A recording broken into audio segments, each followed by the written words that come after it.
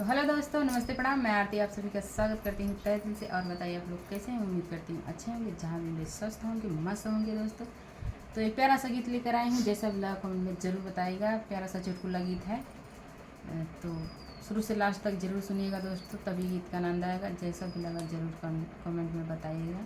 अच्छा लगेगा तब भी और नहीं अच्छा लगेगा तब भी। तो चलिए मैं सुनाती हूँ। प्यारा सा चुटकुला नाच गीत है। पियवा झगड़ा हो मचाव सासु नहीं हर जा बना। पियवा झगड़ा हो मचाव सासु नहीं हर जा बना। पियवा झगड़ा हो मचाव सासु नहीं हर जा बना। पियवा झगड़ा हो मचाव सासु नहीं हर जा बना। पियवा झगड़ा हो मचाव सासु नहीं हर जा बना। पियवा झगड़ा हो मचाव सासु नहीं हर जा बना। तोहरा बेटा के रहनिया सासु हमके नाही भावेला। तोहरा बेटा के रहनिया सासु हमके नाही भावेला। रोज पी पी के सासु घर में झगड़ा मचावेला। रोज पी पी के सासु घर में झगड़ा मचावेला। रोज पी पी के सासु घर में झगड़ा मचावेला। तोहर बेटा के रहनिया सासु हमके नाही भावेला।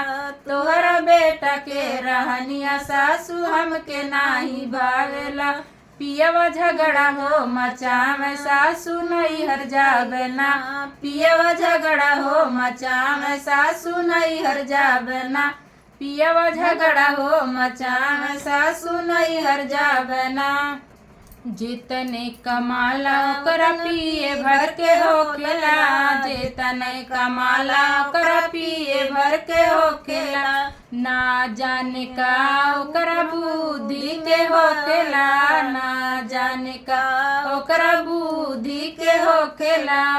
हे बेची दिहल मोर गहनवा सासु मोर नहीं हर जाबना। बेची दिहल मोर गहनवा सासु मोर नहीं हर जाबना। पियवा झगड़ा हो मचाव सासु नहीं हर जाबना। पियवा झगड़ा हो मचाव सासु नहीं हर जाबना। पियवा झगड़ा हो मचाव सासु नहीं हर जाबना।